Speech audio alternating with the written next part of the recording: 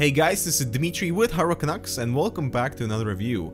Antec has been a little quiet lately with new cases, perhaps not as aggressive with new releases as the competition, but today we're going to take a look at the P280, the white windowed version. It builds on the very popular P280 chassis with the same focus on silence and retails around the $150 mark. The main difference now include a new white powder coating, which is pretty sweet, and a large side panel window to reveal the gorgeous interior. Now usually windowed side panels are not the best at noise isolation, but here Antec used polycarbonate that is a more durable plastic compared to acrylic panels that we see so often, and this is actually a better soundproofing material, so it is a good implementation. The front panel opens with a nice span of 270 degrees, so you really have to try really hard to accidentally break the door, and it is coated with noise dampening foam. The dual front intake is covered with a removable dust filter, and the fans are secured by 2 screws plus these knobs on the corners for easier installation. The panel is spaced away from the fans, leaving a nice gap that would equate to appropriate airflow while keeping things silent. Connections wise, there are 4 USB ports, audio jacks, and PR buttons at the very top, along with dual 120mm fan mounts. Moving to the back, we have a 3-channel fan controller, an exhaust fan, 9 PCI slots, and a nicely ventilated area behind the motherboard, plus a bottom-mounted power supply dust filter that is removed from the side, and the chassis is well elevated for that convenient access.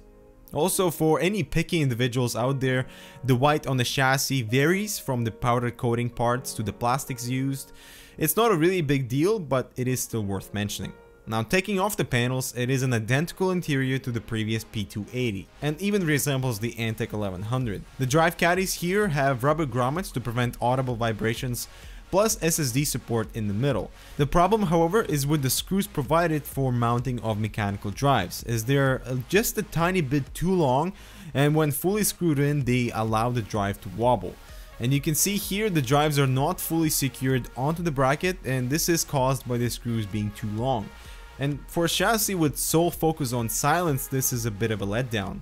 And aside from the standard drive cage, there are 2 dedicated spots for SSDs that also could use an improvement, because the drives are mounted too far forward. The windowed panel closes just fine, but it's the back that's inconvenient, as routing your SATA cables to the very top and all the way forward might introduce hassle. And this SSD cage really should be relocated so the SATA connections are aligned with the rest of your drives at the back. The drive cage also supports 2 120mm fans with a simple clamp attachment, which is really convenient and allows that extra airflow delivery, plus the case is large enough to support 12-inch GPUs without any clearance issues. Now, I don't particularly like the location of the fan controller at the top, as that requires a Molex connection, and I really don't see why this couldn't have been installed at the rear, where all the cable mess is handled. And turning the case around, the P280 white is so easy to work in thanks to all the cable tie notches to secure your cables and over 30mm of clearance until the panel.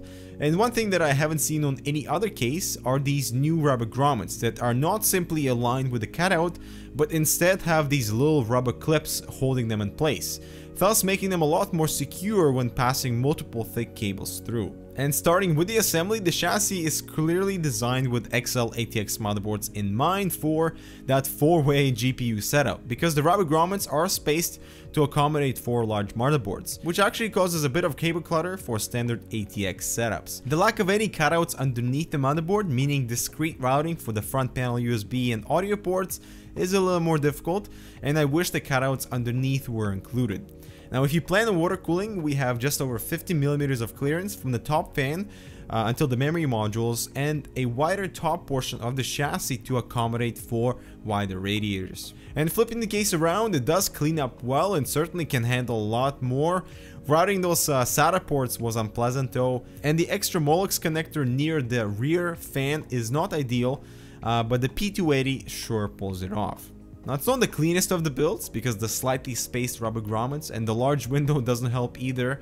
The polycarbonate window, I think, is a good addition, certainly the better choice of plastic for soundproofing, and while the chassis has a lot of functional qualities like a roomy interior and a very clean cut design, and the new improved rubber grommets, I cannot say I'm impressed. In fact, I'm a little disappointed that Antec is not taking cues from the competition, where it's about bringing something new to the table and not just a paint job. The included screws for the drive caddies are my biggest complaint, as they just don't securely hold the mechanical drives in place.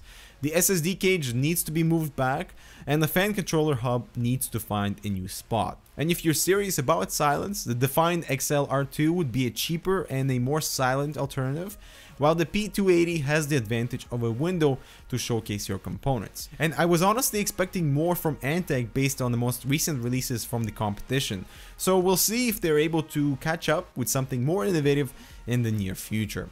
But what do you guys think of Antec? Leave your comments down below, and as always, thanks for watching, and we'll see you in the next review.